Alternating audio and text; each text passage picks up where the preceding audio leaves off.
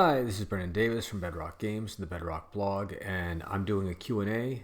It's very early. I just woke up, so I apologize if I'm groggy and maybe don't have the same energy that I normally have on these, though I think generally my energy is pretty low, so I'm sure people's expectations are not that high. Um, and I also want to apologize for the background again. We're still getting set up. This is like the third time I've tried to do this video. I'm going to break it up into smaller chunks of questions because it just kept getting too big and then the file was too large. So I'm going to try this another time and see if it works. And we'll try it this way. So I'm going to get right into it.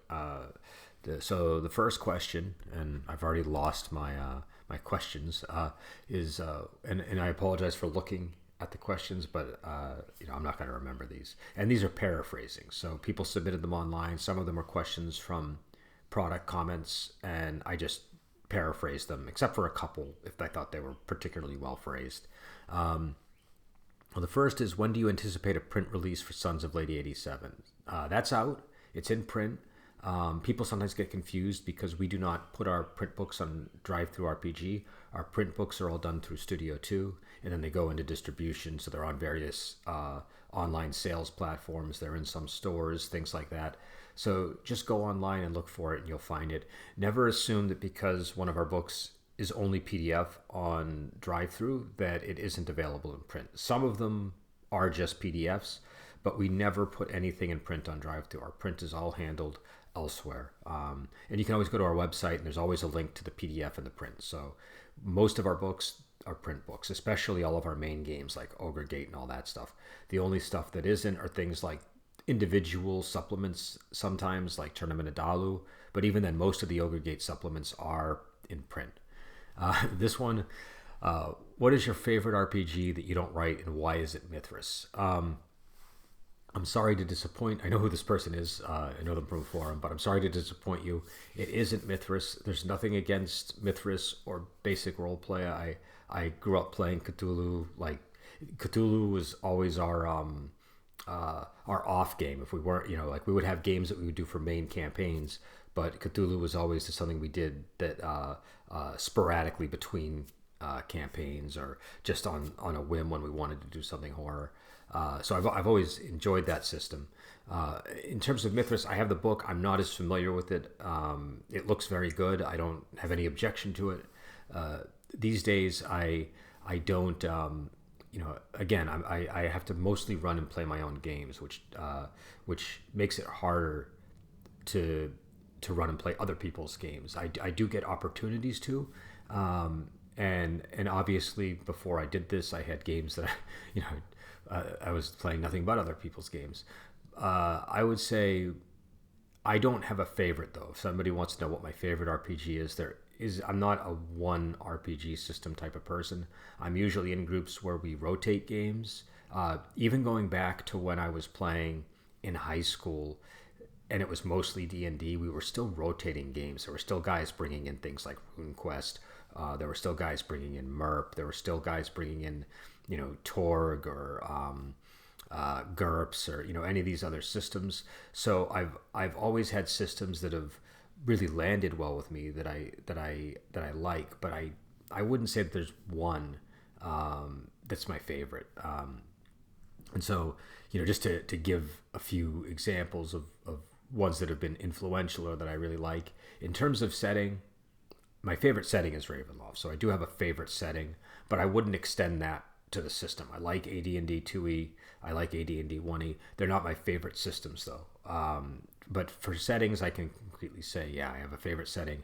I mostly played Ravenloft, or not played, but mostly ran Ravenloft when I was running games in high school and after that. So that was sort of my, that was like my main thing, you could say, as a gamer for a while.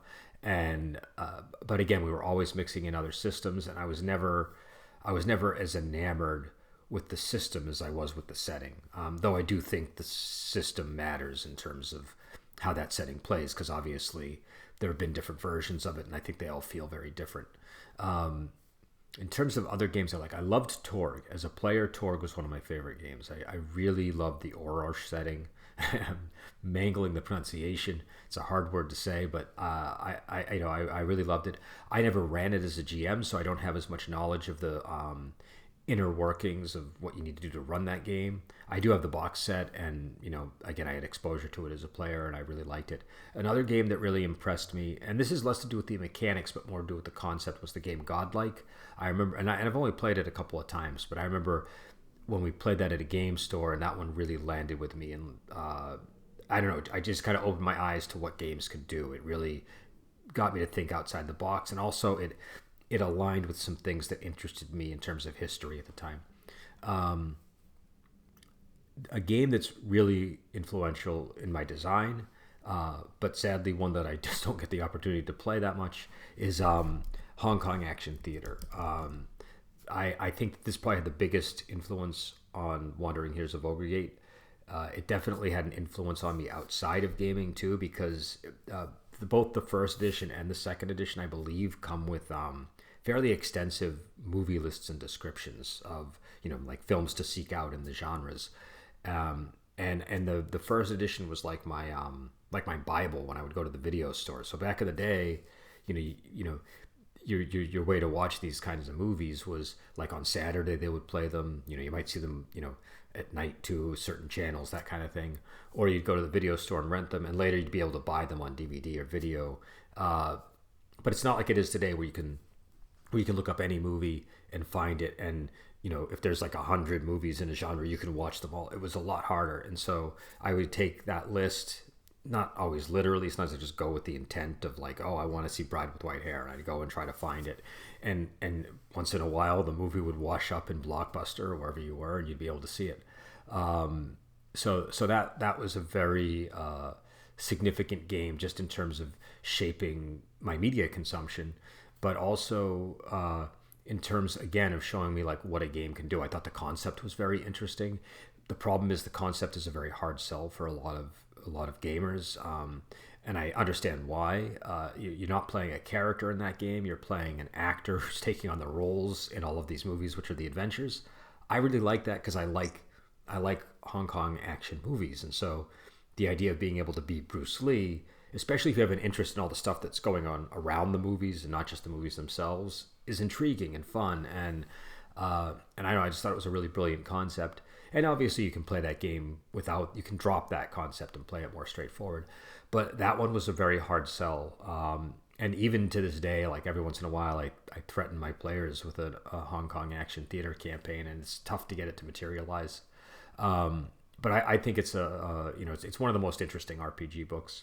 In terms of games that I play all the time, obviously variations of D&D do come up, but Savage Worlds is probably more typical in my gaming circle at the moment. So and I think it's a great game. It's a game that I remember discovering.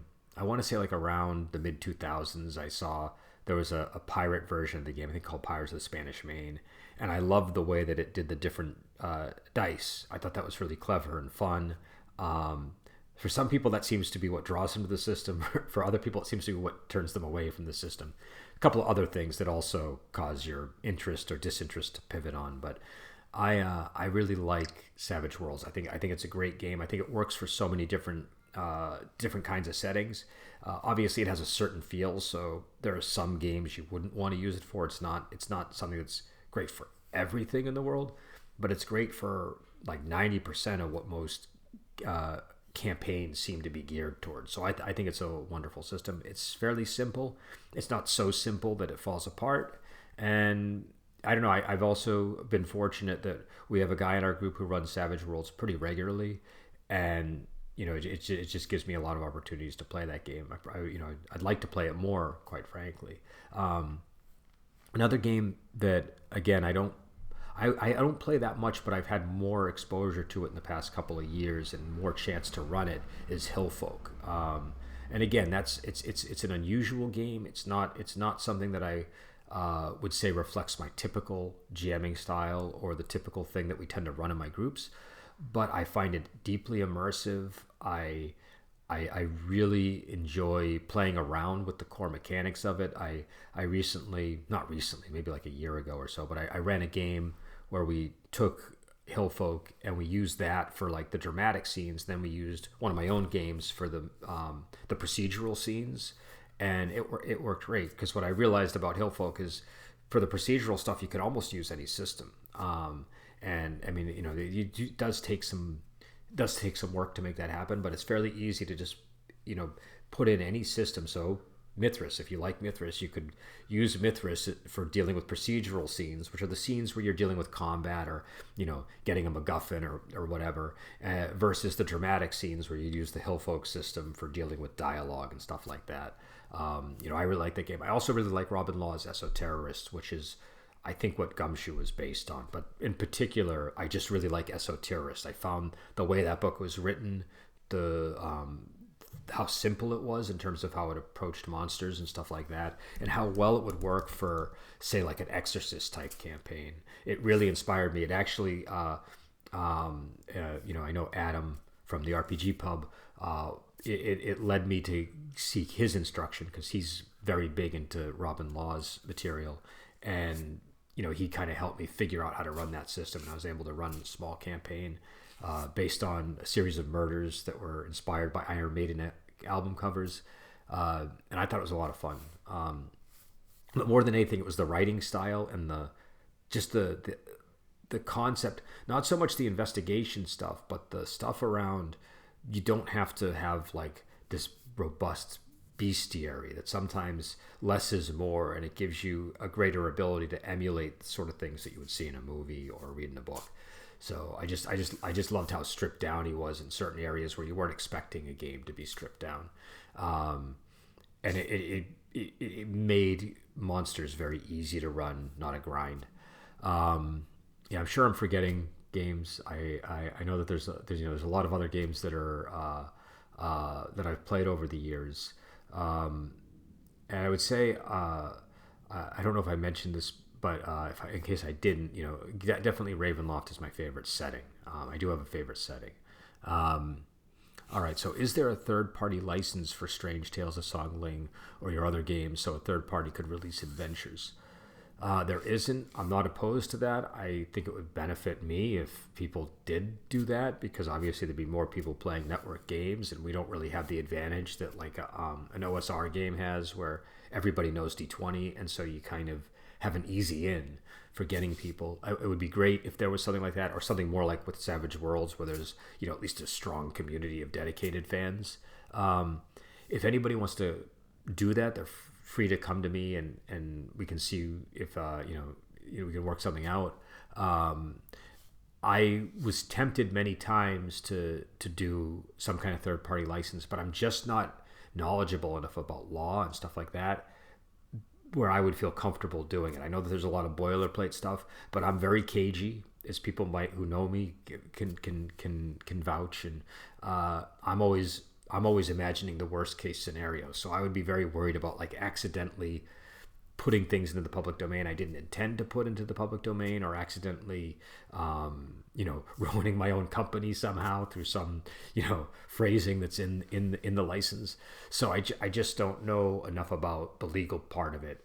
And I do know people who know about it, but I'm very reluctant to just get advice from somebody I know and then apply that to a decision which would effectively be a business decision. So yeah. And so this is the last question for today. I don't know why this one has come up a couple of times, but are you another pen name for RPG Pundit? And the answer is no. I saw this on a forum recently, and I don't know where this confusion would be sown. His style and my style are totally different. We did publish Arrows of Indra, and so somehow I think that's related to the confusion. But again, anybody that's seen Pundit's videos and seen mine can tell we're different people. Anybody who's read our books, I think, knows that we're totally different personalities.